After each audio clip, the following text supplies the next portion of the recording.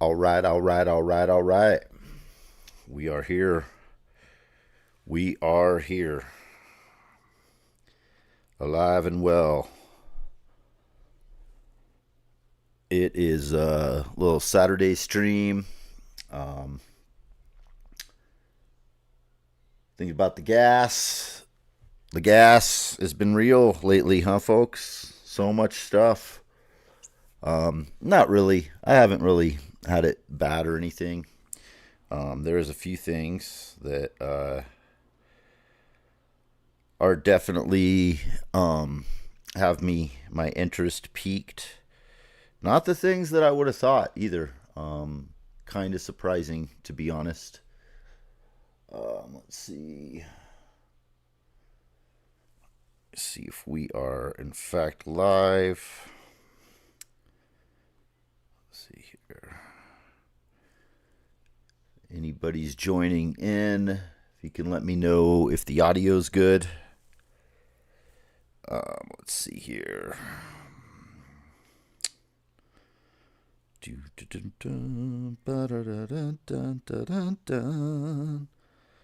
All right, looks like we are indeed live. How are you guys doing out there? Welcome to a Saturday live stream. Let me know if everything sounds all right. Yeah, the sequential forum for voice. Want to talk about that today because I have been thinking about it. Hey, what's up, Albanian Syndicate? Good day to you. Let me know if the volume's okay. Everything sounds all right. Yeah, the sequential form, it kind of came out, and I was just like, meh, just another. To me, it was like Sequential's answer to the Messenger or something, just a lower end synth that was, four voices, not a big deal. Sounding good? All right, thanks. Appreciate it, man. How are you doing today? Talking about a synthesizer that, it dropped, and I was just not really moved in any way. Then I heard a couple sound demos, and I was like, oh, wow, thing sounds really nice. And so I don't have any sequential stuff. Always admired their things and thought, thought they sound amazing. Always wanted a Prophet in my studio. Donald Duck, what up? Here's the deal. You can get one if you buy me one. Yeah. Well, let me hear me out here, because so as I listened to it more, I was more impressed with the sound. I think it sounds really, really good. And we'll go through. I'll throw up. We'll listen to a little bit of it and stuff. But then I was talking to a friend. Now I've wanted. I've been wanting a Prophet X for a long time. And I know that one's like a hybrid. Digital is a sampler, kind of, pretty much. Yeah, I think everything in it samples, or does it? It's got digital oscillators, actually. DCOs, and then analog filter, if I'm not mistaken.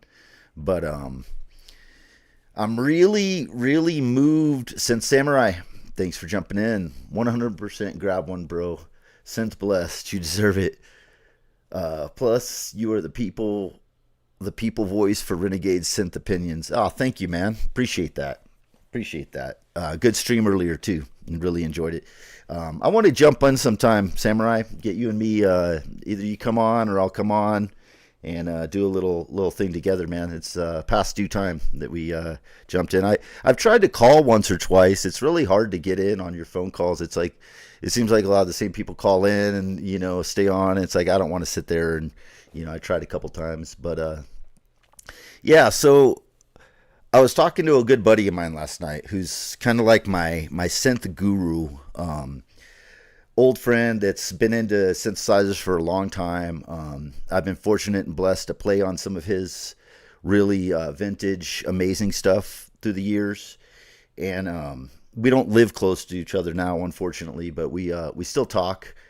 and I kind of get advice from him on stuff, and he's got a whole bunch of sequential stuff, really classic, Prophet 10s, and he's got like 7 or 8 sequential synths, I think, a bunch of old Moogs, and he's got Oberheims and some real stuff. He's been into it for a long time. He got them when they weren't like crazy expensive like they are now. But he still once in a while will get something new. But we were talking, and he was like, "Hey, did you check out that the sequential form?" And I was like, "Yeah, I think it sounds amazing. It's only 4 voices is kind of the thing that I wish it was 5. If it was 5 voices, because the thing was like the Take 5, I wasn't real impressed with the Take 5." And as I looked into this more, the differences between them, the form is a pure analog machine all through and through. The Take 5 has digital components in it, and it goes through some digital stuff. And I'm guessing that's why I don't think it sounds as good. I think the form actually like sounds way better than the Take 5, even though it's less expensive. And so I was talking to my buddy, and he's like, "You know what?"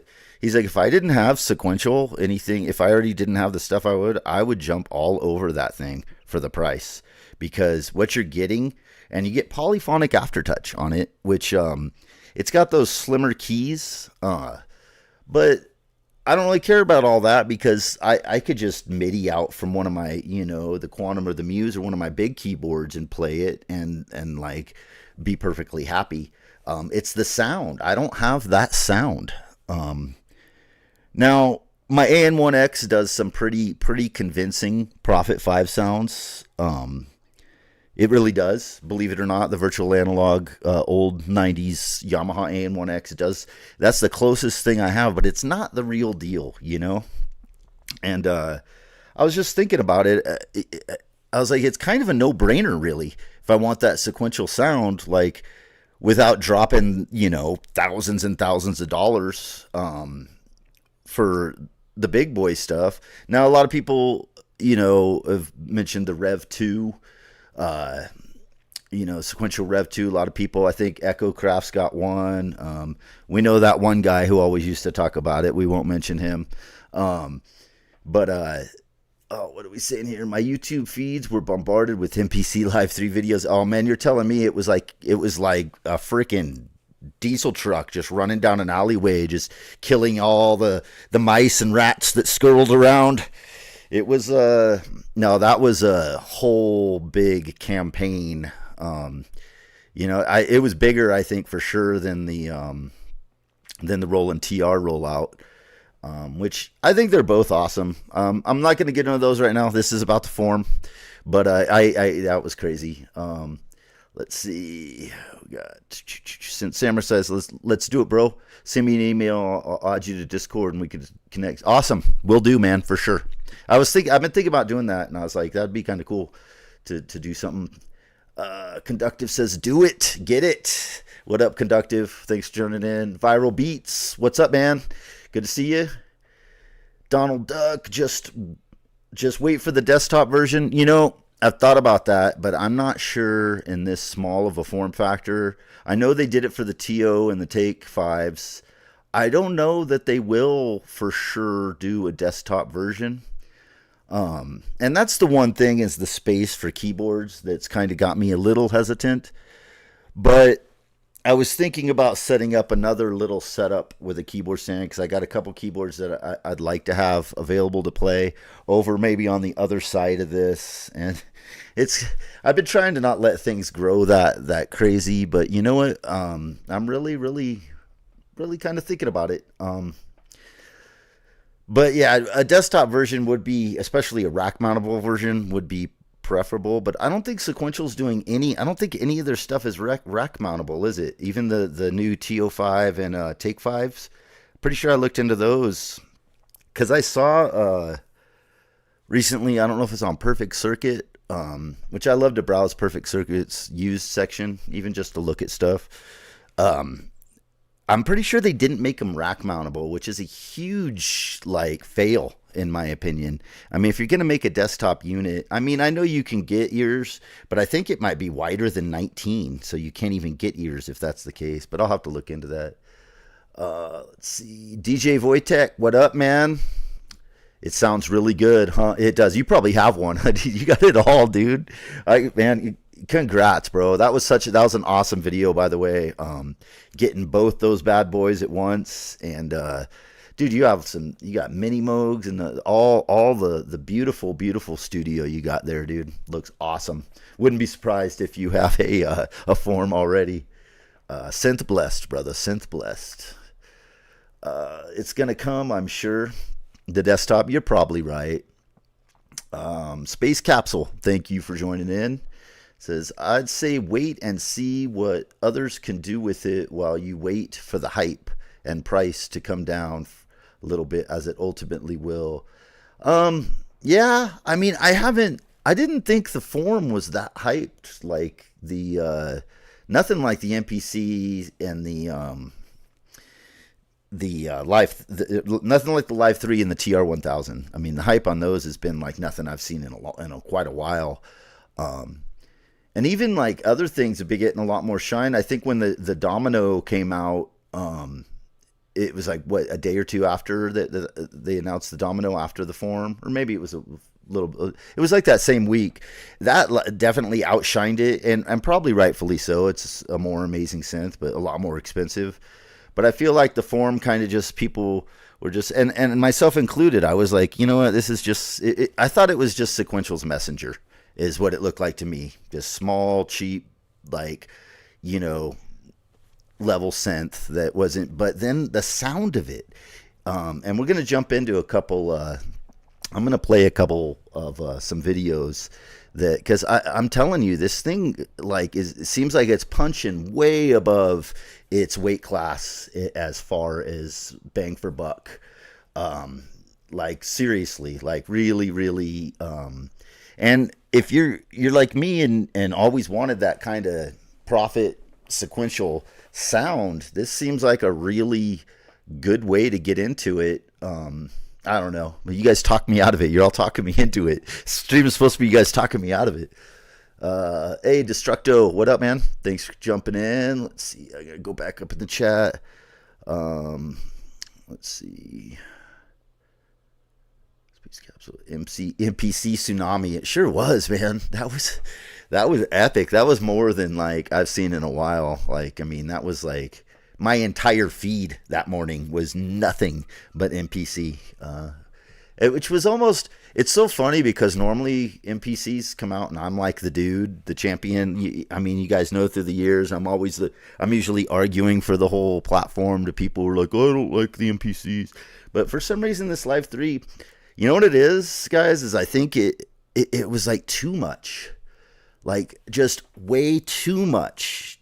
And I'm not saying that's a bad thing, but for like a lot of old heads like myself that are used to like, I mean, I don't want to like totally relearn a complete new thing over again with a whole new system and all the parameters and diving and stuff you can do to set those pads and all up. I was just like, this just seems like, I don't want to say, I'm not saying I couldn't learn it, and like it just seemed overwhelming and like, so like, I don't know. And I'm sure you can use it to whatever level you want. You could probably use just basic and make songs on it and stuff like that. But, you can get really deep. Watching some of the Tefty Tech videos, I was like, holy shit, this thing is like crazy what it can do. And that, for the first time, I think ever on a piece of gear, it kind of turned me off. I was like, this is overly full of stuff. Like, it's not like they just gave us everything we wanted. They gave us everything we wanted with the kitchen sink, and they threw a jet plane in there and then hooked it up to, the thing does literally, it'll, what was it? DJ Wojtek said it'll like do your dishes and make you coffee and all this stuff. And he's not wrong, man. Let's see. Definitely huge sums paid to YouTube for the algorithm bump on the MPC. Oh man, imagine all those dudes they're raking in the dough on the on the video watches and all that. If Dots, hey, how are you? Thanks for joining in. It seems like everyone on Synth YouTube is talking about the Live 3 now, even if it doesn't make any sense. I guess that's how Synth YouTube is, though. Yeah, you're not. I mean, yeah, it's definitely been dominating the conversation. I'm actually more impressed in some ways with the TR-1000, just because it's Roland, and nobody expected that from Roland. I expected something pretty amazing to drop from Akai. With this new, it surprised me with everything that it has. It definitely, even from seeing the leaked pictures, once we got into the nitty gritty of what it can do, I was shocked. You know, it went right after the, push 3 and all that stuff. It's competing with it all. And I think that, merging the Force with the MPC, I wasn't quite expecting that fully for it to be a Force MPC. That was impressive. I'm waiting for the desktop version of the Akai MPC Live 3. Oh, that's funny, Destructo. I got the Take-5 and TO5 desktop. They're great. Yeah, Conductive. I was looking. I saw a TO5 desktop. I think it was on Perfect Circuit, used for pretty cheap. Or they're new right now. They're knocked off pretty cheap new. I think they're just. And that's something I wanted to ask you guys. Like looking at the form next to the TO5 desktop. I mean, I think I saw one for just over $1,000 for the TO5 desktop, and the forms. I think it's $1,000 as well. Between those two, I don't know.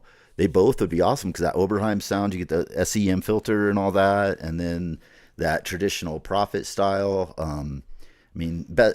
Ultimate World, you'd have both, right? But yeah, I don't know. They're both pretty cool. But you got to talk me out of this. You guys, I can't be just buying everything. I skipped over the TR and the MPC Live. But no, this one really has me. The form. And talking to my buddy, and then he sent me a thing, and I listened to it, and then I watched a couple more videos and listened to it more, and I'm like, you know what? This thing is incredible sounding, even if it is 4-voice. 4 voices, I can handle that. That's, what is that, one above paraphonic or something? Somebody call Mark Doty and get specifics on this, because is 4 voices technically fully that's polyphonic. 3 voices, right, is paraphonic, and 2 is duophonic. So it's like the bare minimum of polyphony, I guess. I don't know.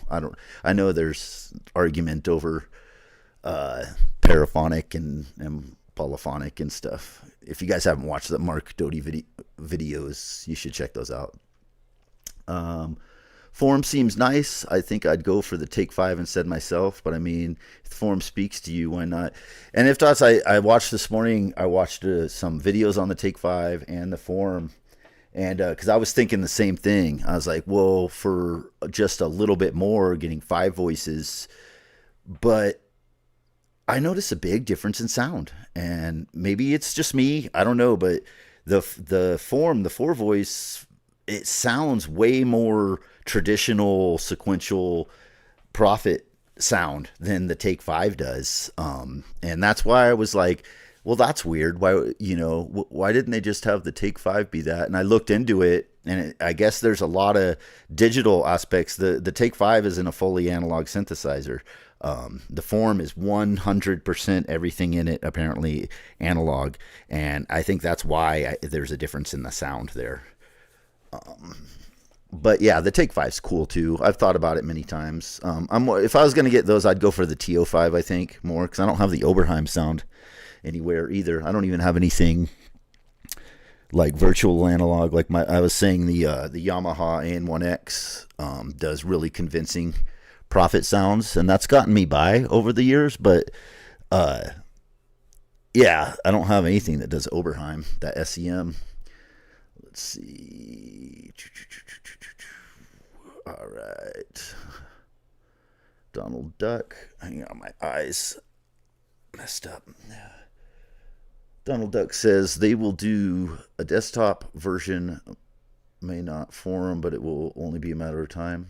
Maybe not forum. Yeah, I'm sure. They seem to be, which is funny, that them and we're starting to see lower end stuff from Sequential and Moog is weird. I think that it probably has a lot to do with just the market, Behringer, everything. Everybody likes little stuff now, little desktop type, teenage engineering, even Electron boxes, and that's cool for what it is. I still like the idea of big flagship stuff. That's why that TR-1000 really appeals to me. George G's in the house. What up, brother? How are you? Let's see. Just chilling. Music revolution right now. Deciding between iPad, Digitac 2, or MPC Live 3 for sampling. For sampling.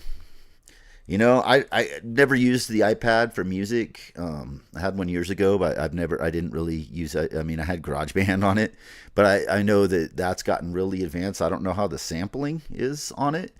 But that might be, I know a lot of people rave about the Koala sampler. The Crazy Wabbit is a big user on the iPad for all kinds of music stuff. There's a whole world there in iOS. For sampling, I don't know. I mean, the Live 3 will be freaking amazing for sampling. I've only used Digitac 1. I haven't used the Digitac 2. But I heard it's pretty good since it got chopping and all that. I think that's a viable option as well. I have nothing bad I'd ever say about the Diggy series or anything. That's a tough choice. Might go for all three. Yeah, there you go. Well, the answer is always just get it all. Pockets.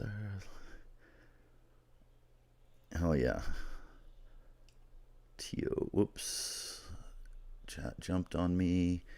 TO5 desktop or a Pro 800. Ooh, Rourke. What's up, Rourke? Thanks for jumping in. Those Pro 800s, man. You know what? That's another option too. Is when Daniel Fisher did that video with 2 Pro 800s. That's the Behringer one, right? The desktop Behringer is the Prophet one. Had 2 of those in stereo. That sounded incredible, and he showed how to route it and all that. That's an option to get that sound. But I really like the way that, I don't know, there's something about this forum that's really speaking to me. Let's see. Absurd TV, what's up, dude? Man, I enjoyed your video yesterday. I actually went through your channel last night and watched some more of your videos and stuff. Man, you are an awesome, talented man. I had no idea when because I hadn't really poured through your channel. I didn't do a deep dive. You got a ton of videos, but I went through last night, man, and I just I gotta say, dude, you're super talented, rad stuff. Love it. Keep doing what you're doing, man. Look forward to, I think I got the hint that you're going to be on 30-year on Symptoms of Reality. Look forward to that, watching that. And Absurd, go follow Absurd TV. Go follow If Dots, George D's, Donald Duck. You guys, shout out to everybody, all the creatives in this scene. So much talent.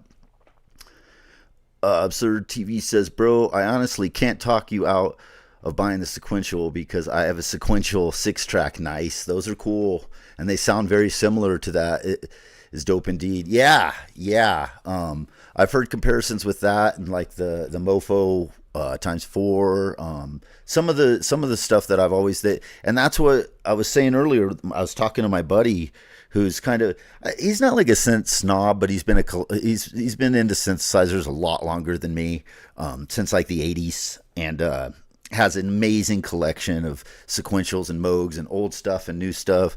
And he's the one that kind of was like, dude, I know you've been really wanting to get into sequential, and I've been wanting the Prophet X for a long time, and I've been eyeing used ones. There, you can find them now for around $2,000, which is a lot of money, but that one's not fully analog.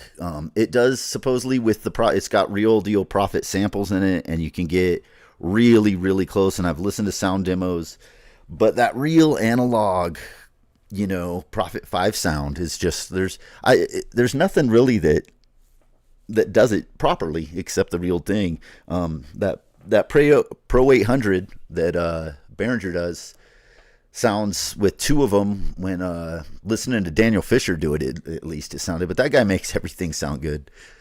Let's see. Rourke says Roland TR-1000 2025 was $2,700 US dollars. Roland TR-08 1980, 1995, yeah, 4,700 US. Yeah, I mean, it's not. I don't think it's crazy like out of the realm for what it is. For high end gear like that, I mean, it seems expensive in our modern realm. I think because gear we didn't used to have back then, like there wasn't like small, affordable prosumer, shall we say, gear. You didn't have like, there was cheaper, a cheap sampler then was like the Casio SKS, my first sampler I ever used, the little one. That thing was like a few $100 at Toys R Us or something. But other than that, I mean, the next jump up was like a lot of money. Now you can get like really affordable things. So I think because of that, that we can get smaller, affordable stuff that is so powerful that it makes, when something comes out that's really high end like that, I think it's kind of shocking to people who are like, well, I can get a freaking Digitone 2 for $1,000 or whatever, and look at the power that thing has. Yeah, I think that has a lot to do with why people are so like kind of up in arms. I'm not complaining about the price. I think, and this is real deal, and I mentioned this in some chats earlier that I was in some live streams.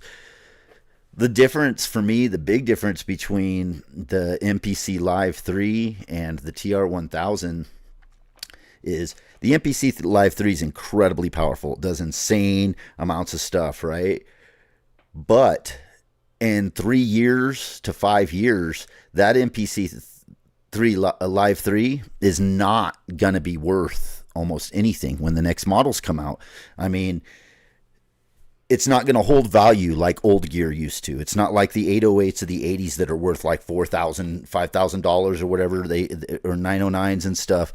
An SP1200, these old pieces of equipment. So that doesn't mean that there's anything wrong with the MPC Live 3, but if you're going to get it and use the hell out of it now. Don't, unless you just plan to stay there and not move on with the technology and the advancements that Akai keeps bringing out. I got my MPC X SE about 2-3 years ago, shortly after it came out. I paid $2,500 for that thing, and I saw the other day, I saw that they're selling for I saw one for $1,100 used. So the TR-1000, on the other hand, I don't see that happening. I think that, especially because I don't think that they'll just keep producing it indefinitely like they pump out the TR-8S. We'll see. I could be totally wrong on this, but I don't see those going for next to no, way less than half, going for $1,000 within 3 to 5 years as Roland comes out with the next one. I could see that machine just based off of what it is, the quality of it, everything about it. I can see it literally like going up in price and in 20 years being a collector's item type thing. I see, for me, looking at the two, that's the big difference that I see in those, because the sound of it and the quality of it, and not to take away from anything about the MPC Live 3, I think it's super, super badass, but I'm getting a little hot. Let me turn this down. Mike got a little hot there. But I guess I'm getting excited. You guys get me where I wasn't going to talk about those two. There's been enough talk. But yeah, that's the big difference. The MPC Live 3 is an amazing, powerful machine. I just don't think it has the sonics and the sound of what the TR-1000 has. And if you go and listen to EA Ski, I was watching his morning thing the other day, and I agree with a lot of what he has to say about like the sound of the gear, and that I think that's a factor, and that's important as far as longevity and resale value, which Might not be why you're buying anything, but it's something to consider, you know, because it sucks when like you buy something and then it's just like a new one comes out within a couple years and then the price of what you paid for it's not worth anything. That's a shitty thing to, and that's just part of the gear game. I don't get salty, I don't get mad about it. That's just what happens. But certain gear doesn't lose value. I mean, look at old Octatracks are still selling for over $1,000, you know, and that's been out for years. So it depends on the device, the quality, what it does, the sound of it, and so far of these new generations of MPCs, they're basically like after a few years, they're still usable, like if you want to use them, but they're not. People go back to the old ones like the 3000 and the 60 and stuff because it has a distinct sound. You know, people are gonna use those forever.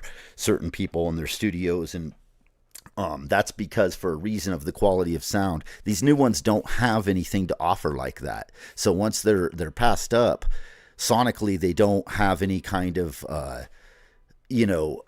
staying power. So just something to consider. So if you do get the Live 3, and I want one, you know, I'm waiting for the X to see what they do with the big new X. But I want to see what that's all about. But I make no illusions to myself that it's going to be like something that's like I can pass down to my kid or something, you know, is something worth some money down the road. Like some of my instruments that have gained value over the years. And I could see the TR-1000 being in that kind of category. Sorry, guys, ranting a little bit. I've heard everything goes through the effects unit on the Take 5 is why. Oh, that makes sense, but I don't know.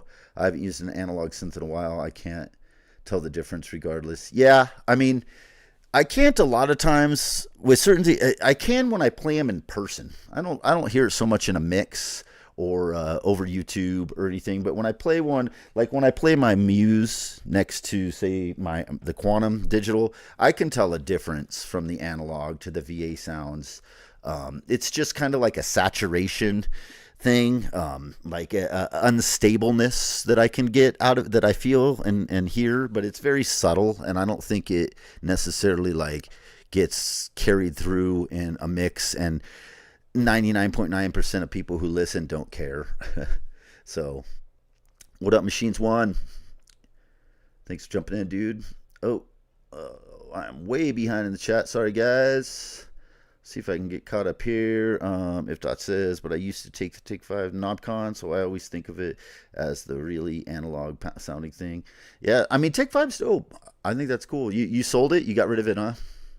I know you did a little switch over to some new gear a while back. There are more flagships coming out now than ever before, I think.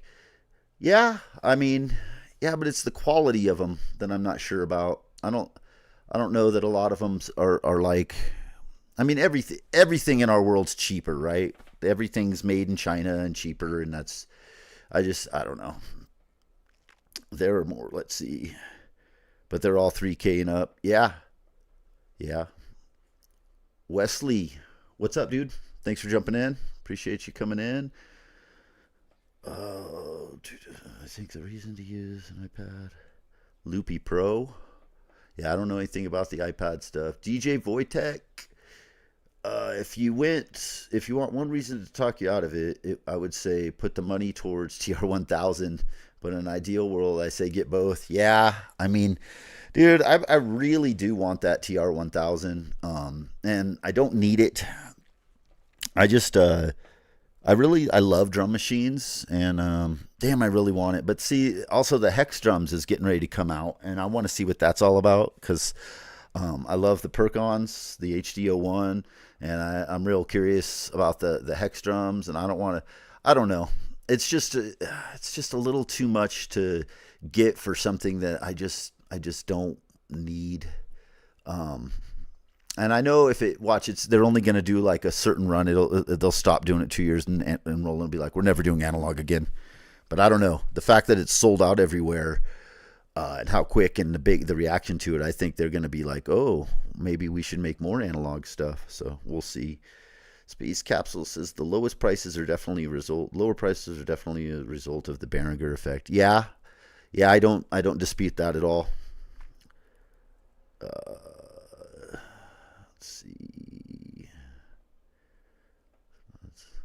I think everything has just gotten cheaper to make over time with volume is why everything is cheaper. Behringer is more a symptom than the reason. Huh. Yeah, interesting take. I can't say you're wrong on that. I think yeah, I don't know. That's a whole subject in itself. Not true either. Space capsule small units came out before Behringer ever did. I mean, that's true. There's been small stuff started. Roland's been was probably like one of the first to do it with their smaller drum machine samplers, the SP202. Like from my memory, I'm trying to think of who else did stuff that small back then. Um, Even like Yamaha and Korgs. I mean, there's been like obviously drum machines and stuff. I don't know. It's not like it's a brand new thing. I'm just saying there's a lot more of it now. Seems like every company does some stuff. 2 times Pro 800, 4 times 2M. Oh, yeah, X4 X2Ms. Those X2Ms, that would be cool. That's probably what I'm going to wait for before I jump on a TO or anything like that. A lot of Behringer small units and recently bought Roland's JP08 and JX3. They sound great. Nice, George. Man, George, I want to see your studio, dude. George has all kinds of dope shit. The Rev 2 16 voice can do binaural audio too, man. Yeah, I know. A lot of people really rave and praise about the Rev 2 16 voice. And I've looked into it. I don't know. That's a big. It's form size is a big deal right now too, for me. For certain sounds, certain knockoffs work. Yeah, for sure. I'm more than happy with my Barp 2600, the Cobalt expander, this Behringer VC340. Um, more than happy with those. Uh, it all depends on how much you want to spend, what you want to do, and what you accept. Heads of In Music and Sequential did not even consider Behringer's products in their pricing strategy. Yeah, I don't know. I wasn't privy to those meetings, so I don't know. But you could be totally right. Actually, might actually make them more money. My first sampler was the Casio SK1. That's the one, George. That was mine too. I bought the SK5 later because of De La Soul. Hell yeah, nice. I think you and me must probably be around the same age, George. They used it on their 3 Feet and High and Rising album. Absolute freaking classic. Yeah, that was probably a lot of us old guys first sampler. Unless you were like cool enough to be around someone who had a Mirage or something like that, or because I mean, even seeing an emulator or a Fairlight or something back then was like, I don't know anybody that was around that stuff. It wasn't until you know what the EPS, the first EPS classic, and then into the SP12 and stuff that probably a lot of people even saw other samplers, and then the SP202, which I still have my brother's SP202 that's I love to use for. I think that thing's badass for just processing single one shots through and stuff. I know a lot of people scoff at that, but I think it has a cool little sound. Let's see. Created more hype for old analog. Sure did. Tactical MIDI. Thanks for coming in. Good to see you. Saw your take on the MPC thing. Sorry you're bummed. I get it. I get it. Let's see. Get a drink of coffee here, guys. I appreciate everybody jumping in here. It's a rainy day here, so we had some plans, but they got canceled. So I decided to jump on for an impromptu live. Was watching some of those forum videos. Talk me out of the forum, guys. Tell me not to do it. Don't do it. Need the voice of reason. Let's see. TR-1000 will hold value because of the components. Yes, that's the build and quality of the TR-1000, and I can tell honestly, just from even on YouTube demos, that it might not be as advanced in workflow and capabilities and stuff, but sonically it has a way more serious sound, has that analog sauce. And that's why I think there's some extra $1,000 too. The components, that's a very expensive machine. Let's see. Plus, fixing this new stuff is pretty hard at times. It is. It is. Trusto, what's up, dude?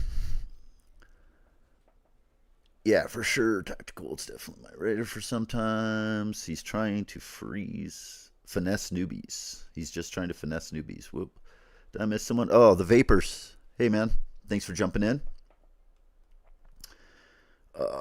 What's up, Vapors? Samurai. Dreadbox? Interested in the Dreadbox, since Samurai?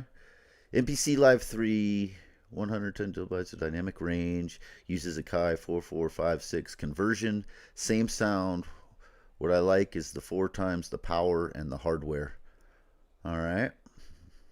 No, I mean, the Live 3 is dope. Don't get me wrong. I think it's awesome. I just know for a fact, if it's based off of any of these other Akai products, it's not gonna hold the same value when the new models come out. Now, in 15, 20 years, is someone going to be like, an MPC Live 1 is going to be worth $3,000, or an MPC X is going to be like an expensive, coveted, wanted thing, like the old MPC 3000s, the 60s, 62s, even the 2000 XLs and stuff, for how old they are, still like command a decent price. You know, they're not $200-300. Like, you see the MPC 1 that I bought in, I got the first MPC 1 in like 2019 or 2020 when it dropped. And, I mean, those things are selling for like $300-400 now, you know, and I think it was like, what, $800-900 when I got it. And I just don't see in 20-30 years, people are going to be looking back going, I really need the sound, that vintage sound of the MPC 1, you know what I mean? Like, or an X or a Live. That's the difference. And I can see the TR-1000 being like that, because it does have that OG sauce of the 808 and 909 from the 80s. And they obviously did not skimp on the insides, and Roland went all out on it. It's a collector's drum machine, you know? That's how I see it anyway. And I could be wrong. We could see them for sale for $500 in 3 years. You never know, especially when the world goes to shit and none of this stuff is worth anything, when all currency loses its value, and, you know, we're out hunting for our food and living off the grid because there is no grid. No, who knows? I'm just talking shit. They would have to consider Behringer in the marketplace. Oh, let's see. The chat is full of gas hounds. Nobody's talking me down, Samurai. Not a single person. Don't do it. Get the TR. That's the only viral. That's the only advice, is save your money, get the TR, and get advice. You guys are the worst. I love you. I sold my 62 and S950 for $3,800. See, and got Live 2 and laptop at launch in 2020. Still had 18 left over. No regrets. And that's Vapors. That's the gear game. If you're into it, you can't buy stuff knowing or expecting if it's going to be worth like a lot of money. You know what I mean? You can try and predict, and, you know, but I don't buy gear for, you know, I don't buy it usually going, you know, oh, I'm going to make some money on this. You know me, I don't sell anything. Look at this freaking place. You know, I'm a gear hoarder, but it doesn't change the fact that it's nice when you can look back after owning something for a few years and be like, oh, damn, this thing I bought back in 8-10 years ago is like triple the price. Guitar pedals do that a lot. A lot of guitar pedals will, sorry if I'm popping there, guys, getting excited. A lot of guitar pedals will jump in value. Chase Bliss stuff, a lot of stuff doesn't lose value. And it's just nice, you know, if there was ever an emergency or something where you needed to liquidate some stuff for cash. It sucks to drop $2,500 on something and then just not even barely 3 years later for it to be less than half the price is. I mean, what does that say? What does that say about? I mean, I guess this stuff we're buying, it's just like buying a new, Roku TV or something. It's just you're gonna use it and then it's not gonna be worth anything, and it's just a different climate from how gear used to be. I have my ASRX and Sonic ASRX Pro over here. Um, I mean, that thing came out in the 90s. It was never considered like anything great. It still holds value and has quality and has a sound. That's why I keep it around. Has amazing effects. Um, I don't see having probably in 10 years one of these older MPCs in here. That's all I'm saying is like they're kind of like a use it now, like a video game system or a phone. Like we get a phone, we use it, and then the new version comes out, and you look back on an iPhone 8 or whatever, and it's not going to be something you're going to want to be using necessarily for. That's all I'm saying. It's not a bad thing, and I'm not dissing on it, on Akai or any of this thing. I mean, you guys know me. I have two MPCs. I've been a big proponent and champion of the new MPC platform. But looking at this TR-1000, it's like, to me, it's night and day. I don't look at to me, that's like a real musical instrument that is going to be around for a long, long time. That won't, even if they come out with like a new version, like that thing's going to be like just as viable forever. Is what it seems like to me, and that's the difference. I'm not trying to put anyone off from a Live 3 or say anything bad. It's just kind of how I feel about it, and the direction that they've gone of just being more DAW in a box and bloating it with tons of features and VSTs, and it's not just a drum machine anymore. It's not just a sampler drum machine. It's something totally different from what MPCs originally were, which is fine and cool, but it's not necessarily what I want in something like that. So I don't know. And I'm not trying to be critical or harsh. It's just kind of how I feel. It's weird because I thought I would like, and I did the first day it came out and I saw its features. I was like, overwhelmed. I was like, oh, I want one. I put it in my cart and I took it out of my cart. And a couple hours later, I saw some more video, put it back in my cart, took it out of my cart. So it's not like I don't feel it too. I'm just saying. Let's see. Way behind, guys. Purge your used synths. Trusto says, purge your unused synths. Streamline the sound. Let the great synth purge begin. Yeah, I mean, I totally get where you're coming from. Trust, I do. For me, I don't know. I don't feel like I need to purge. I feel like my philosophy now is I've broke things kind of into islands. Like I have my modular section over here. I've got my keyboards where I play here with the drum machine. I feel like I have different, depending on my mood and how my creativity, how I'm feeling. I have my MPC over on the other side, my X with the turntable and the SP404. I have like different creation stations, and that's worked out. That's working out a lot better than I have the test equipment set up, and I really like that. I don't feel like I'm not trying to hook everything all together and use everything all at once. Because that doesn't ever work for me and my work style. But yeah, I think having little islands and stations for creativity when you're feeling certain things. I got my little Electron set up. I got the GR Mega and Linstrument here, and I don't know if I feel the need to purge, I will. If I feel like it's hampering my creativity or workflow, I totally get streamlining. Let's see. Oh, did I miss? Oh, Jan Peter, thanks for, or Jan, is it Jan? Thanks for joining in. Let's see. No one is selling old samplers at a profit nowadays. That ship sailed in 2020 when the new gen MPCs dropped. Yes and no. I mean, old samplers are still going for a lot more than used new MPCs.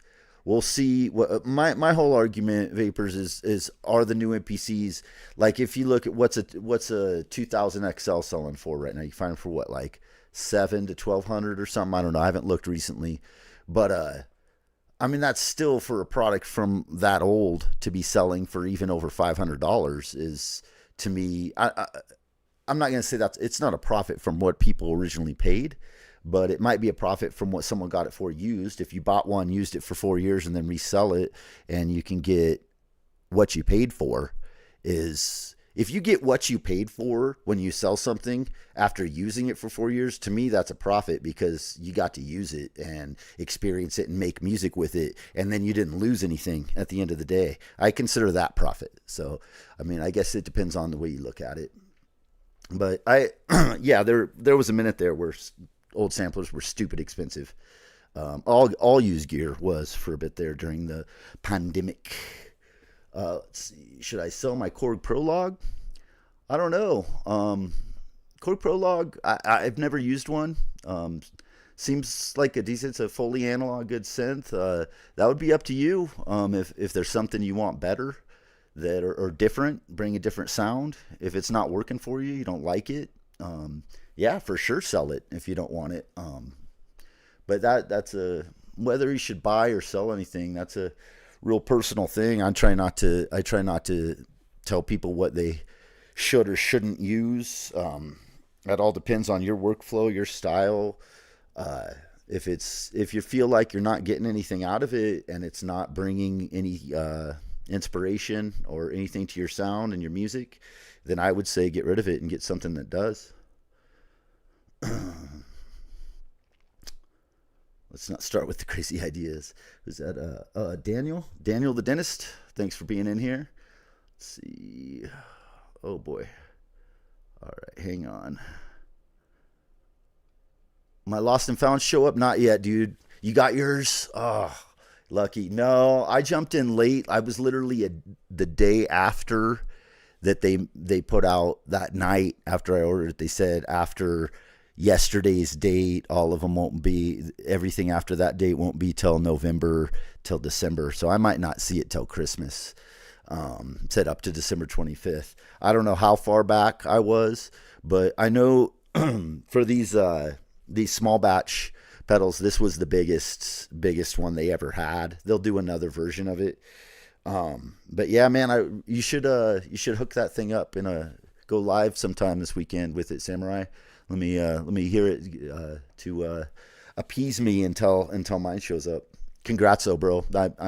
I'm really really looking forward to that pedal. It looks absolutely amazing, and thanks to you for giving me the gas on that one. I literally pulled the trigger on that one watching Samurai's live stream as he talked about it and stuff. He got me. Since Samurai is the gas, the fuel for the fire. Prologue is an overlooked modern classic. Yeah, I've never heard anything bad about the Prologue.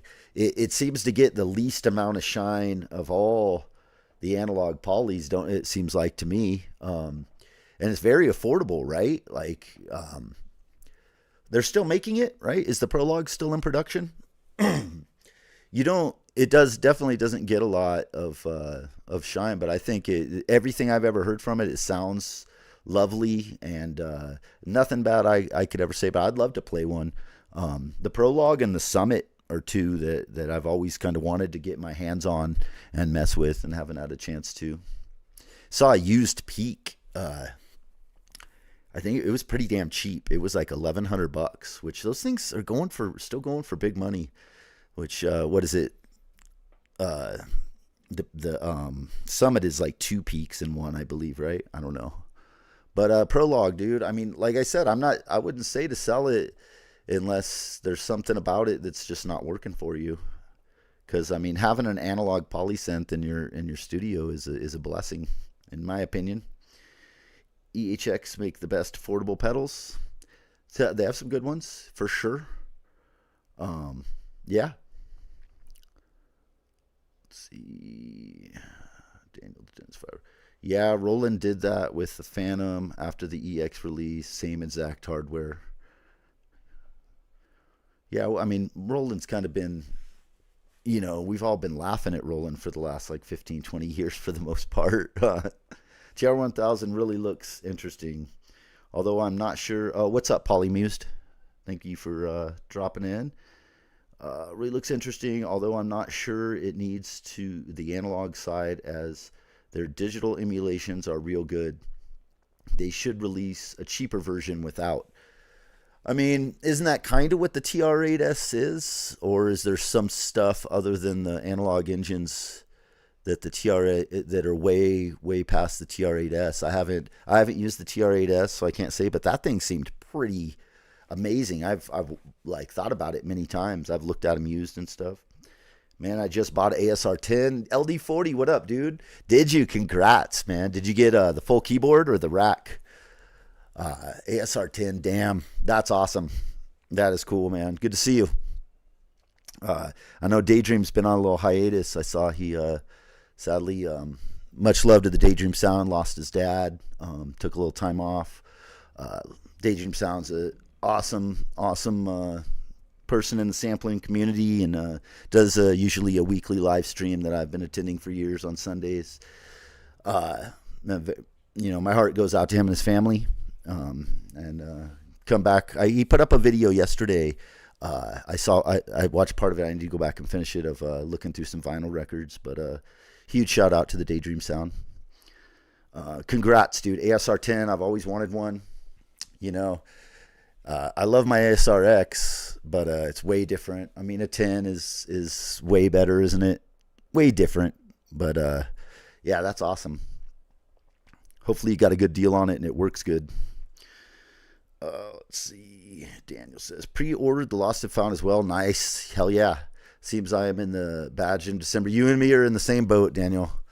Were you able to figure out exactly when? Because mine said like that. I just saw that window of after the date. Is there a way to look and see, like, I guess you won't know until they send you your shipping notice, huh? But yeah, really looking. Congrats, man. That looks like a super dope pedal. I freaking love Chase Bliss. They make I think some of the most top notch guitar pedals ever created. Let's see, $700 for a $3,000 flagship. What are you talking about, Viral? For I'm not sure what you're referring to there. Hey, what's up, Thomas? Thomas Sean in the house. What up, buddy? Defow. Hey, how you doing? Ambient minimalism. Thanks for jumping in. Appreciate you. Does it do anything that your other instruments won't do? If not, abstain. That's the thing. That is the question, and it does. I do not have anything that gets those sequential profit type sounds. And thank you for saying that, because I keep weighing another synthesizer, and it does bring something into the studio that I don't have. The only thing closest that I have is my virtual analog sounds on my AN1X, which are fairly convincing, but it's not quite the same if you put them side by side. I wish I had a music store, like even a crappy Guitar Center or something near me, that I could like go and actually put hands on it. It sucks that I have to, I'm so far off grid that I have to rely on YouTube and demos to really hear something, unless I want to drive 4.5 hours away. Which you know what? Now that I think about it, I do have to go into the city in about a week. So maybe I'll try and, there's got to be, I would imagine they would, a music store, the Guitarget. I call it Guitarget. I don't know if you're calling it like the Garage Center, Samurai and Echo, but Guitarget is what me and my friends have called it. Let's see, does it do anything? Okay, that's a good question to file. Thank you. Seb Dan, hey, hello, bonjour. Thank you for joining in. Appreciate you coming in. Synth Samurai, let's see, Synth Maldives, nice island of synths. Oh yeah, my creation stations, yeah. Vintage hoarding turns your mind vintage. Trust my monkeys. Yeah, you might be right there, huh? I'm not going to argue with you, Trusto. I don't know if I really necessarily hoard. I find I do use almost all my equipment, but I do have stuff put up that I'm not using right now that I could sell, But I don't know. I just always feel like why sell it unless I need the money? You know what I mean? Because I do like to break certain things out sometimes and switch my little stations up. Throw the Revolution 309 out and then sample that on the MPC and stuff like that. I mean, yeah, I feel where you're coming from though. With Electron, I feel like every unit is sold and worth every penny until MK2 model comes out. Yeah, is solid and worth every penny.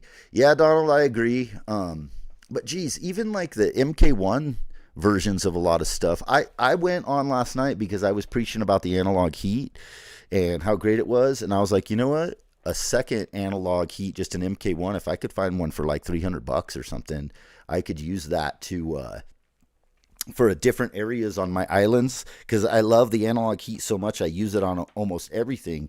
So I move it around, which don't sleep on the Electron analog heat. If you can find a used one, they add that sauce, that character. They just boost up a sound, especially on an MPC. It's night and day. I'm going to do a comparison. I'll hook up my MPC and show you guys what it sounds like with and without it. It's night and day. But there used to be like tons of MK1s out there for sale used, like just a couple years ago. When I got I got the MK2 used, which now they have basically the MK3, which is the analog heat plus effects. I don't have that one. That one's like cool. It's seems like it's got some improvements and it's got some badass effects. But there was a bunch of MK1s, and back then they were like $500. And I looked, I couldn't find a single one. So people wised up on that. Like there was none. I looked on eBay, Reverb, the used Sweetwater, Perfect Circuit. I couldn't find a single MK1, which was crazy to me. So somebody bought them up, which was smart. I should have bought like 4 or 5 of them, honestly.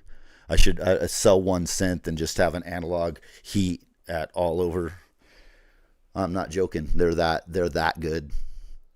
Let's see, vintage hoarding. Let's see, Tom Duck. Multi-40. Buy another Tomer. Damn you machines one. I'm sorry you're having so much problems with yours, bro.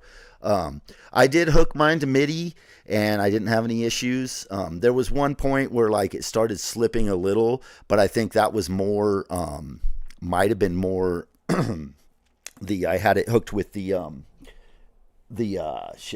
HD01, the Perkins. And I noticed that did that before when I had it hooked with just my old Digitact, or no, the Syntact.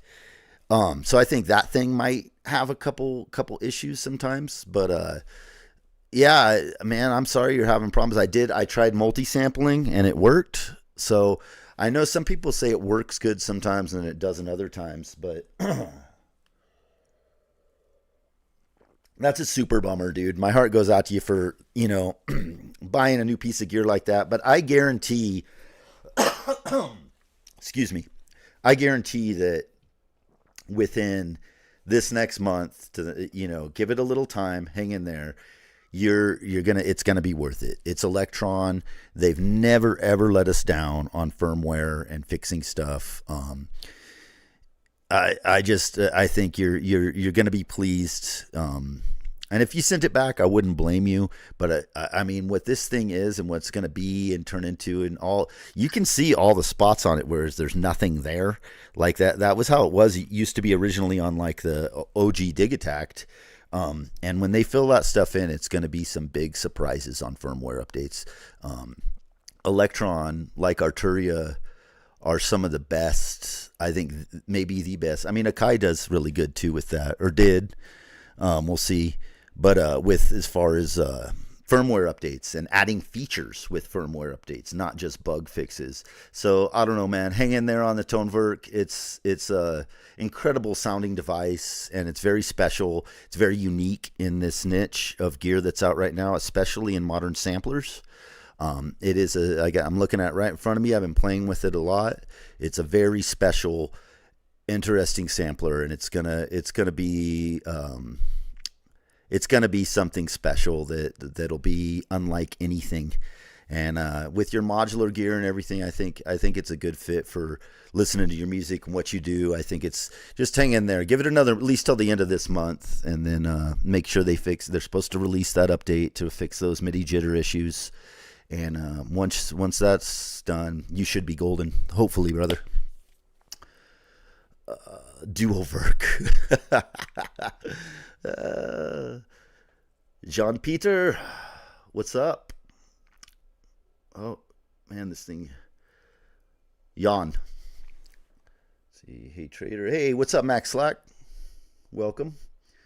Banana Rider's in here. Did I miss that? Hey, Banana Rider. Let's see. By Lost and Found. Are you getting a Lost and Found too, Banana Rider? Did you order one? Lost and Found gang, man. That's what's up. Polymused. Oh, Polymused. Did I say hey to Polymused? If I forgot, I'm sorry. What's up? Let's see. You see a Quantum in here. You do. That's a MK1. It was my dream for years. I waited and I waited and I waited and I looked on lists and I waited and I waited and then I waited some more. And I finally found an insane deal that I couldn't pass up and got myself the Quantum. And every night I've been spending about an hour or two with it, learning it. It's incredibly amazing and deep. It's one of those lifetime pieces that forever I can find new challenges and new sounds to make and new ways of using. And I absolutely adore and am in love with it. It's my desert island synth. It is the one true one to rule them all, right? It's the one ring of synths for me. Maybe not for everybody, but as far as digital synthesis goes, it's epic. I'm still learning it. I've only had it just a month and a half, and I haven't got as much time with it as I'd like. But every night this week, I've been trying to spend time with it, and love it, Thomas. Let's see. Am I missing somebody else? Come on in. What's a Polymuse? Banana Rider. Quantum. Polymuse says, your studio looks like mine, Islands, and I still haven't pulled the trigger on a sequential synth as well. We have much in common. Gonna hold off on the next big sequential. I'm sure something coming. Gonna hold off on this. On the next big. You're sure something is coming, something big? Yeah. I don't know. It's kind of hard to tell. Like it's been a weird time for them, huh? They sold to, what was it, Focusrite? Is that the main company that owns it? Is it Focusrite? And then, sadly, we lost the late, great Dave Smith. From what I understood, the Trigon was his last project. But I'm sure there's stuff in the works. I don't know who's all there from the old time, but the sound of this form, I think it has the heart and soul of the sound of Dave Smith instruments and sound in there. It sounds to me, I hear that Real Prophet sound when I hear it. Is the direction going to be another big flagship, or are they going to concentrate on these Take 5 TO5s and the form? Is there going to be like a form in the Oberheim factor now too? I don't know. It would be really cool to see something like totally new and amazing from them. That would be like their Muse, basically, like the Moog Muse came out with the Muse. It'd be cool to see like a huge flagship. I would love to see that. That would be awesome. But it's such a weird time. I don't know how much of those big giant synths, I don't know how much of those are selling in this modern climate at the moment compared to previously. It seems like, a lot of people don't have a lot of money, right? I don't know if it's making more affordable and desktop stuff and stuff is the direction like these companies seem to be going. Even Electron releasing the Tonewerk, it's like a smaller form factor and it's not like quite the flagship of the Analog Rhythm, Analog 4 and the Octatrack. I don't know. We'll see. I would love to see a big flagship from Sequential, even if I don't get it. Let's see. Hey, I sing the body electric. What up? Just put it through effects, send a mixer of all your gadgets. Goojits. Wagyu. Hey, man. Thanks for jumping in, Wags. Perkins or Toneverk? Ooh. Oh, man, that's really apples and oranges there. Depends on what you're wanting it for. The Perkins is a heavy hitting, amazing drum machine that can also be an incredible drone machine, and a synthesizer. But Toneverk is just kind of in a class of its own right now. I think a lot of us, even in the electronaut community and stuff, a lot of people nobody's like fully understands what it is. It's so unique in what it does, and what it's, I mean, as far as like what the aim of what it's supposed to be, it's, it's a polyphonic multisampler, an incredible effects thing, a really intense routing and being able to sequence effects and things. It's very, very complex. It's very, very unique. Completely different thing from the Perkins. And the answer Polymuse is always both, right? You got to get both. No, I mean, Perkins, I love it. I love the HD01. I do think that it's not necessarily like something you'd get for like an all-purpose, your bread and butter drum machine. It's got kind of a sound and brings. Yeah, I mean, it's not. Yeah, comparing it with Toneverk seems like impossible to me. They're just completely different things. The Toneverk has like tracks with subtracks in it, so you can put drum kits on those.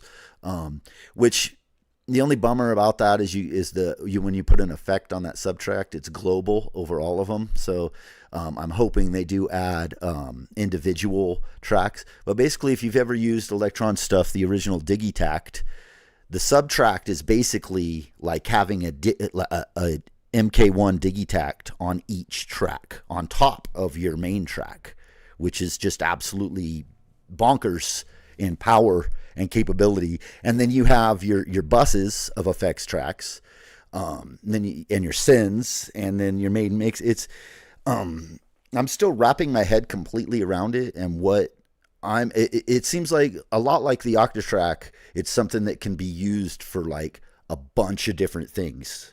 So you kind of need to know what use case you're going to use it for. If you just try and come at it and just learn everything, it's kind of I don't know. It's a little intimidating, to be honest with you, in the power that it has. And once they iron out these few little bugs that are here, poor Machines One. He's not been able to use his because of the bugs. I've been fortunate that mine haven't bugged me, if you will. But let's see. So Perkins or Toneverk, that's a hard one, man. Hard one. That's going to depend on your usage and all that. So hopefully that helped. Let's see. Oh boy, I'm way, way behind. Sorry, guys. Let me try and catch up here. Let's see. Wow, I'm super behind. I really apologize, guys. A lot of you guys in here. Thank you all for joining in. I'm not used to the chat moving this fast on me. Where was I?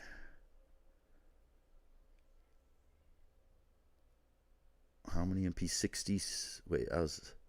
Prologue is sweet. MPC 60 was 6,1988. It's a time to be alive. 2025. Ain't that the truth? We are just like completely blessed as far as gear. It's insane the options we have now, isn't it? Just absolutely insane. All right, I can't find where I was. Okay, let's pass that. Excuse me. I might have to grab a water. Doing a lot of talking. You guys got me talking. Hey Trader, I love vinyl as well, but my online focus 70s, 80s synth music. Nice, nice. I have quite a bit of that. I collect a lot. I'm really bad when it comes to collecting vinyl. I'm getting rid of some stuff to my cousin. Trying to scale down a little bit, but it's pretty bad. I've gotten to the point where I like collect almost everything. Udo Domino, man, that thing is bad. What is it, like 3,500 or something like that? That thing is awesome. I really would love to get my hands on play on one of those. That's probably one of the most exciting synths in a while, huh? Nicorino Sneakerino, thank you for coming in, man. What's happening? Unfortunately not, Trader. I just got the window as well. Hope it will show up for Christmas. Oh, for the Lost and Found? Is that what that was about? Yeah. We were talking about the Lost and Found. Daniel the dentist, sorry. Getting a little confused. There's a lot going on here. They should have one demo at Guitar Center. Yeah, I'm definitely way behind, guys. I'm sorry. LD40 says, condolences, trading. Yeah. He is a great guy. I'm real lucky. Yeah, man. Yeah, it's a bummer. Hopefully he'll be back in action. Everything's okay. I'm getting a Bass Station 2 again. Great analog synth that's cheap but doesn't sound crap. Dude, Bass Station 2, Donald Duck, is awesome. I actually grabbed the Swifty edition, and I love it. For an analog mono, that thing is dope. I mean, for how old it is, that's another one that just doesn't, it's like forever. certain instruments are forever, aren't they? And some of them are fleeting and passing. But Bass Station 2 is awesome. Congrats if you're getting that. Let's see. Oh, wait. Okay. Now I passed all that. Let me go down. I might skip a few comments. I apologize, guys. There's just a lot going on in here. You got machines. So like C4. Just on my way back from seeing Megadeth. Nice. Badass, dude. I saw Megadeth back in the day, Wagyu. Dave Mustaine. I didn't know they were still touring. I thought like he couldn't sing or like he hurt his hand or something. I don't know. Yeah, when I was a very, very young man, I was very into thrash metal at one point.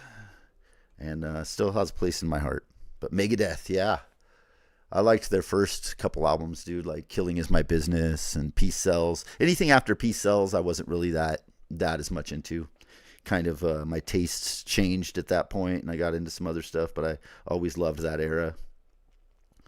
Special needs for now. Would I hear you? Yeah, you do have special needs. I totally get it. Let's see, I missed the window for... Oh, that sucks. Sorry, Banana. They'll do another one. They definitely will do another one. It sold too well. It'll probably be a different color or form factor, but it'll... Jan says, get the form. You guys are supposed to talk me out of it. Nobody has really given me a convincing reason not to get the form, other than Trusto. He's been the only sane voice of logic here. Let's see. Quantum is my desert island synth. Yeah, Wagyu. You and me both, brother. You and me both. It's... People don't even know. And you know what? People are like buying all these like certain cents for, anything around the two grand. You can get a used MK1. I keep screaming from the rooftops. It's like, get yourself an MK1 Quantum. Do the little screen fix if it needs it. The later models didn't need it. And you're set with the ultimate synthesizer that you'll ever need. It literally, I could almost get rid of everything in my studio. And keep the Quantum and Grandmother, and I'd be happy. For real. No joke. Quantum is that dope. The Quantum is a hybrid, Jan, in the fact that it does have an analog filter. It is a fully digital synth with an analog filter. I believe that's the only analog on it, which having an analog filter is awesome. Let's see. But the digital filters on it sound really, really damn good too. It's got both. So Behringer Pro 16 going to be incredible. I'd like to see that.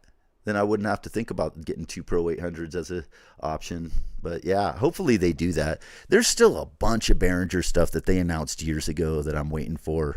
I'm waiting for their Buchla. I want to just see, because I do love the 2600 and the few Behringer stuff that I have. I love, and I'd like to see a few of those other old recreations that are unobtainable.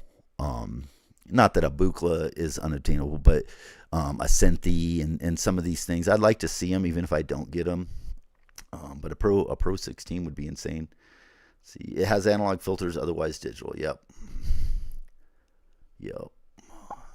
All I expected about your quantum, sweet speech. Oh, thank you, Thomas. Appreciate you.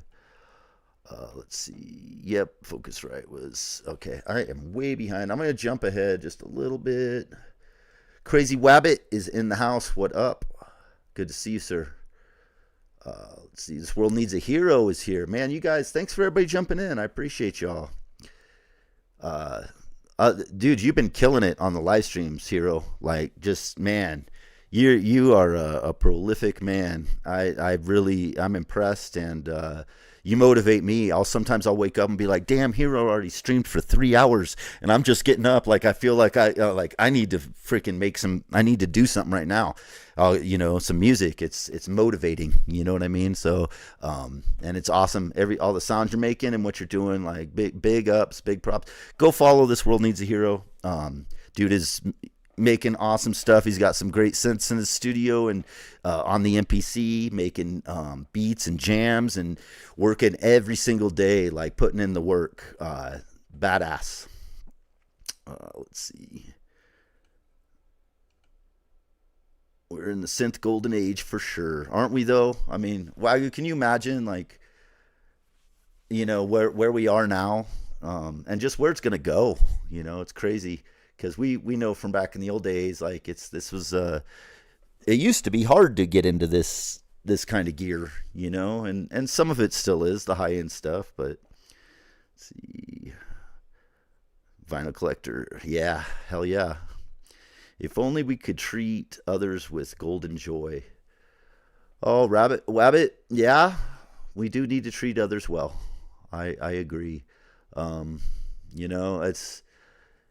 seems like our community seems pretty good here on how everybody treats each other. There's a lot going on, but what did I missed? Where did I see that? I wanted to read a comment that I saw. Oh, Wabbit said, I'm not going to talk you out of buying with whatever you decide.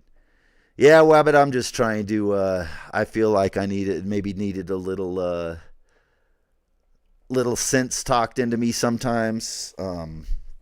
But it was, it's a little bit of sarcasm too. I sometimes wonder whether many things are at the best they will ever be. As far as gear or as far as life, I sing the Body Electric. That could be a deep philosophical question. As far as gear goes, I don't think so. I think it's just going to get better and more advanced as long as the society doesn't crumble. You got the AFX station, nice. Wagyu, that's a dope version. I would rather probably have that than the Swifty, but it does you can still get the AFX Twin update on it, and I'm happy with it. But that's an awesome version, man. You got it all, Wags. Chris Black from Boo was amazing with Bass Station 2. Nice. I'm not familiar. I'll have to check it out. RKL. When I think RKL, I think of the punk rock band Rich Kids on LSD. I'm not sure what you mean there, Vapor. Let's see. Scan on My Brain. Scab. I'm not sure what you're talking about there.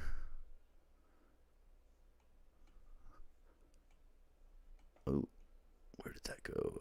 I Sing the Bad Electric says, Trader, what do you think the form might provide that you don't already have covered? Or are you thinking of it as a replacement for something you already have?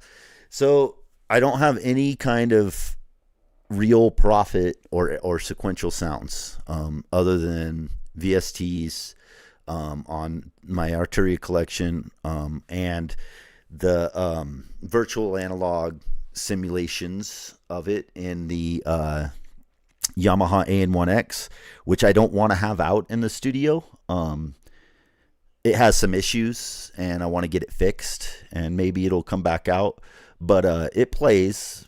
But I've always just kind of coveted that traditional Prophet 5 sound, and it really seems like this sequential form has that. The more I listen to it, it has that sound, and I don't have anything to make that sound. I did try to make Prophet 5 sound on the Muse, and it sort of got close, but it just didn't have that same sound. It's not something that I need or whatnot, but it's something I've always wanted.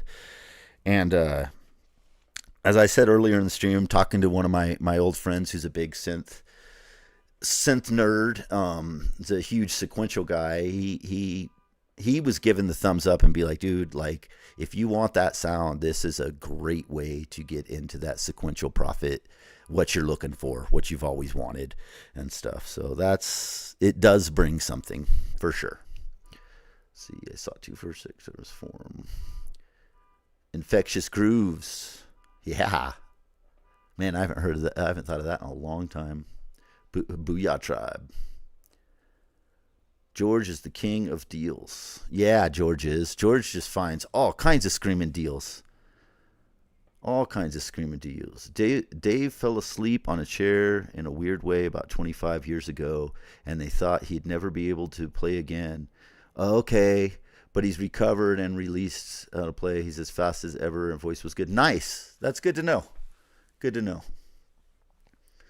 Dave Mustaine. I think he's from Phoenix, Arizona, if I remember right. When I lived there, somebody said that Dave Mustaine was from there originally. I'm not sure if that's true, though. Angry Samoans. Hell yeah, Vapors. Naming some good punk bands. Man, Angry Samoans. I have some Angry Samoans on vinyl, some 7-inches. I haven't broke them out in a long time. I was big into punk. I'm an old skateboarder and grew up with punk rock and skateboarding. Angry Samoans is a great, great band. George could find a TR-1000 for 60. I bet he could, Wabbit. You're probably not wrong. And these prices more on Artemis. Let's see, 1,000. Not totally convinced with Forum. Secondhand, Take 5 seems a better direction. I was thinking that too, Polymused, and watched some videos on both this morning, and I don't get the same sound. Now, granted, I want to play them in person. This is all through YouTube, so it's hard to be 100% accurate on the sound. But even on videos, I get a way more of a straight-up Prophet 5 sound from listening to the Forum than I do from the Take 5. And as I did research, I saw that it goes through some digital effects and stuff, and there's digital. It's the Take 5 is not 100% analog. Maybe that's why I'm not hearing that. Maybe it's the person demonstrating it. I don't know. But for me, the Forum had more of that old school, traditional, sequential Dave Smith sound to my ears. Oh, he beat off Cancer. Dave Mustaine beat Cancer. Damn. That's amazing. Those guys are still playing. Like, I mean, they got to be at least in their 60s now, I would imagine. Waiting on the Synthex clone. Yes. Man, there's a lot of it. See, Viral knows there's a bunch of clones. I mean, you guys all know, but there's a bunch I'm still waiting for just to see. I would never part with the Quantum, but I do think of the Iridium as a step forward from it. How so, Icing the Body Electric? What do you think the Iridium brings? I know it doesn't have the analog filter. It doesn't seem to have as many controls. And you guys, Wagyu, I think you guys know that they just released the new update for the Quantum and the Iridium that gives you MIDI 2.0, gives full MPE implementation. It was big news, I thought, but it came out right when the TR-1000 and the MPC Live 3 came out. So I don't know if everybody saw it with our feeds so overwhelmed, but huge update. Go check it out. Lots of cool things, and the fact that they're still doing the MK1 with the same updates as the Iridium. Yep, stuff like BMS VC3 was in the official. Yeah, see that the CS80. I mean, there was so many things they announced that it was just vaporware. Apparently, that I think maybe they were just gauging interest or something, or it's just too hard to do. I don't know. Let's see. Oh, dang, it jumped on me again. They need to make this in OBS where the chat doesn't jump like that. Let's see. Motivation. There's 16 voice mode and all the same filters in Quantum now. Yeah. Yeah, I mean, you're right. It started out, it was only 8 voices, right, on the MK1, and then they updated. See, that's amazing. Waldorf is awesome. Let's see. Absurd TV in the house. That's what I got. A Take 5 for, that's a good deal for $9.99. Yeah, I don't think the Take 5 sounds bad in any way, shape, or form. I'm not trying to say that. I think it's awesome. I just feel like the sound that I'm hearing from the Form is just a little more of old school, like straight up Prophet 5 is what I kind of, maybe I'm totally wrong if I played them side by side. That's just kind of the sound of these demos. I was going to play some, got caught up in just talking. I was going to play some demos and stuff. Maybe we'll do that another time. Let's see, Rich Kids on LSD fucking rule. Yes. RKL. Hell yeah. It was an update, right? He wasn't. See, he was. So Vapors was talking about RKL. Okay, Scabbard. Okay. Now I get you. You're naming punk bands. No Effects. Yeah. No Effects. I could see that. They were definitely. I like some old No Effects stuff back in the day. Ribbed was a big album for me when it came out at the time. We would drive around California and different places skateboarding, and that and Paul's Boutique were in constant rotation. No Effects, Ribbed, and Paul's Boutique. Let's see, Alchemy Records. Hell yeah, good. Hour late. Let's see, Twin Cities. Oh my gosh, this thing jumps around. It's so frustrating how it jumps around. Was just at the music store. Played a 2XM. What's up, Twin Cities Oxygen? It took me forever just to figure out the mixer for the oscillator. Volume was in the VCF section. That's one of the Behringers I'm really interested. I fell absolutely in love with the Cobalt Expander.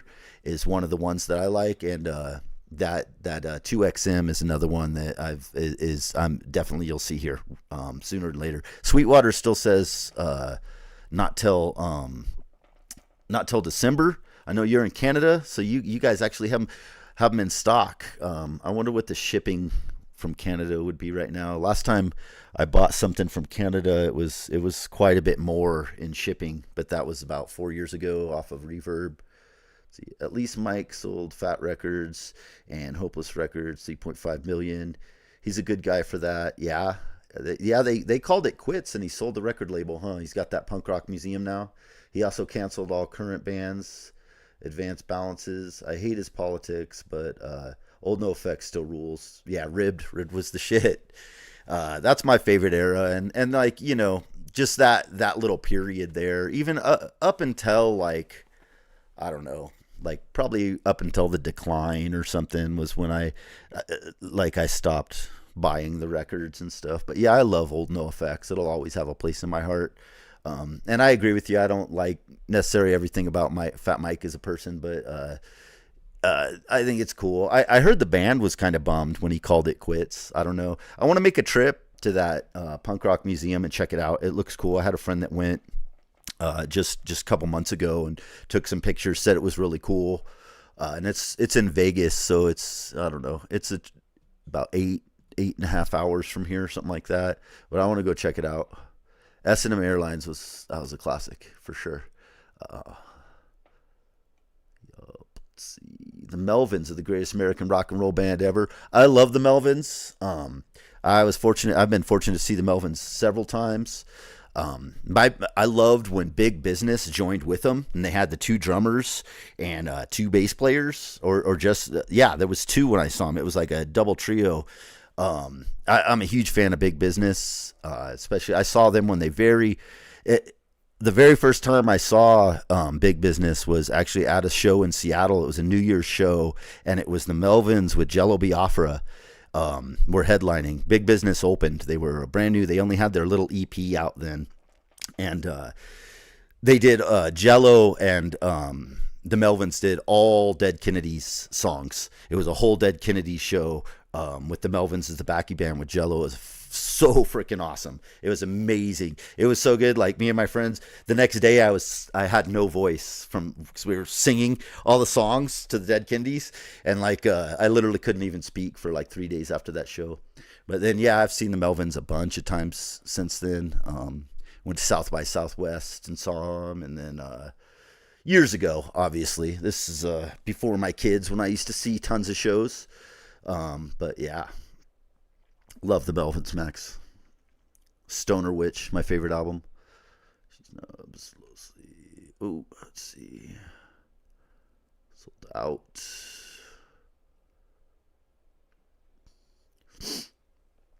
Guitar Center. The Guitar Center only place has Live 3 in stock as of today. Yeah, everywhere sold out but Guitar Center on Live 3s. Everybody hear that? So if you're looking for a Live 3, go to Guitarget. Let's see. It's Still Hopeless and Fat It's Still Hopeless and Fat Records label name merge. Oh, I see. He still owns the trademark. Okay. There was a brief discussion mentioned on Pro Synth Network last night. Oh, you guys are talking Wagyu? Scott seemed a bit. I must have missed. Sorry if I missed any comments, guys, or anybody that jumped in. You see Melvin's 27 times? Damn. Yeah, I've seen him probably, I don't know, maybe 8 to 10 times.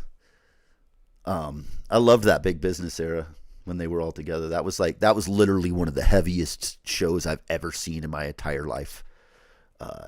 Unbelievable. Just the heaviest shit ever. Right on, man, for still hitting the pit for a go. It's been a minute since I've jumped in a pit. I don't know if I'd want to do that nowadays. Depends on the band. I might just get so excited that I jump down in there. Definitely spent a lot of time in them. Let's see, I saw that show Buzz wore a ski mask. Yeah, yep. Made me curious, guys. Let's see, Vapors. I spoke to representatives, said about 200 units around 9 a.m. Pacific time. Oh, 200 units of Live 3s? Damn. You're getting it right, Vapors? Did Melvin's cover Going Blind? Possibly. I mean, Buzz has done a lot of side projects, too. Him and Trevor Dunn. I love Trevor Dunn from all the projects, Secret Chiefs, and all the. I'm a huge I like Mike Patton and all the. I don't know if you guys are familiar with like Sleepy Time Gorilla Museum and Mike Patton's label Web of Mimicry.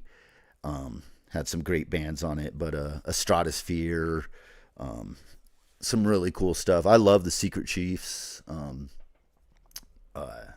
Trey from that band, and there's actually right behind me is Secret Chiefs 3 signed by Trey right there. I went to the show and got my vinyl signed by him. Huge fan. Yeah. By Kiss. Got tuned to the Blue Jays baseball here. They did cover it. Okay. Got a tune to the Blue Jays. I don't remember that one. Oh, it is on Houdini? I have Houdini on vinyl somewhere. I haven't really listened to a lot of Melvins in a while. Last time, I think I'll throw once in a while. I'll just do like off of the streaming. I'll throw on some songs and stuff. But been a while since my younger days when I listened to a lot of them.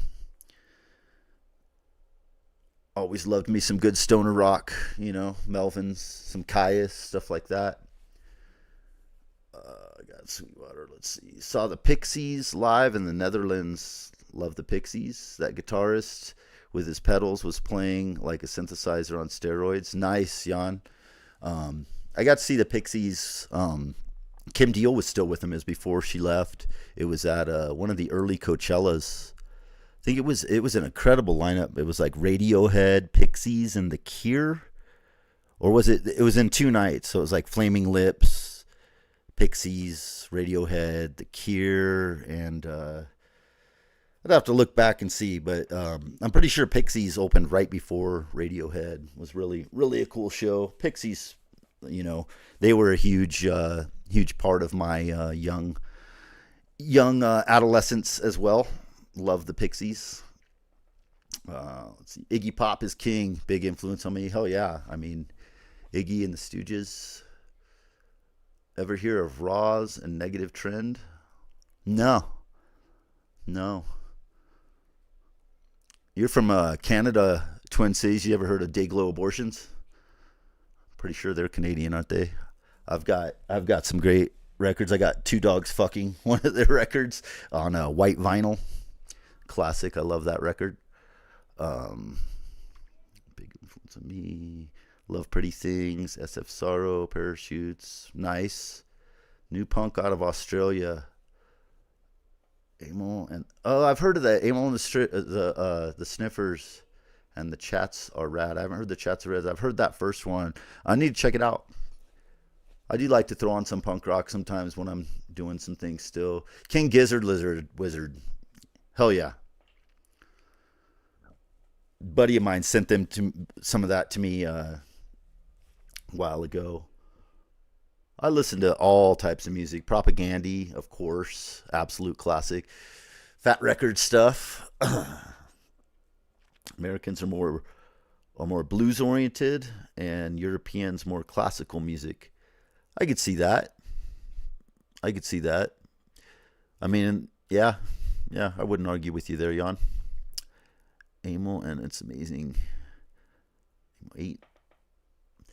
All right, guys. Well, I've been on for quite a while. I think I'm going to go get some lunch and hang out with the kids, see if the rain stopped. We had some plans to go out into some nature today, and the weather kind of put a literal damper on that. So I'm going to go see if it maybe cleared up a little bit, grab some lunch, and, do our thing. I really appreciate everybody jumping in. Love the discussion. Tell that to Tony Iommi. Sabbath is my all-time favorite from when I was a little kid. That's still like, it's funny. They've been my top 3 bands ever. And from the time I was like 6 or 7, even till like now, just never stop loving Ozzy Sabbath mainly, but I even like the Dio Sabbath. Yeah, no, not a big punk guy. I like Sex Pistols, Ramones, Saints. Yeah, traditional stuff. Damned, early punk. That's cool. Twin Cities. I love that stuff too. Got an album, comfortable, fair dues. Hell yeah, Viral. Thanks for dropping by. The Vapors. I gave TJ, dude, you yeah. If I see you pop up with a forum with your new TR-1000 and your freaking MPC light, guy's got both of them, guys. He's got both the TR-1000 and the Live 3 right now. I mean, can you imagine? And now he's gonna get a forum. That's awesome, dude. Yeah, if you can do it, man. Yeah, appreciate all you guys. George G's, Jan, Sensonic, what up? DJ Wojtek, Vapors, Viral Beats, I Sing the Body Electric, Thomas, Twin Cities Oxygen, everybody who jumped in. I really, really appreciate you guys. This was an awesome live for me. A lot of participation. Max Slack, Daniel the Dentist, Absurd TV. Who'd I miss? Anybody I miss? Crazy Wabbit, all you guys. Since Samurai, World Needs a Hero. Really, really appreciate all you guys. I'm gonna start trying to do more live streams more often. Yeah, I hope you guys all have an awesome rest of your weekend. And if you got the gas and want to buy it. You only live once. Don't let people tell you what you need and what you don't. The only reason I I don't really want to get the forum, but I do want to get the forum. But I wanted someone to give me a reason, like, that's not good to get the forum. Like, why, dude? Like, Trader, you have so much stuff already, right? Like, why do I need it? Um, so, but you guys didn't really help much, and I didn't really expect much more. But all right, well, yeah, you guys all take care. PMA, positive mental attitude, every day, all day.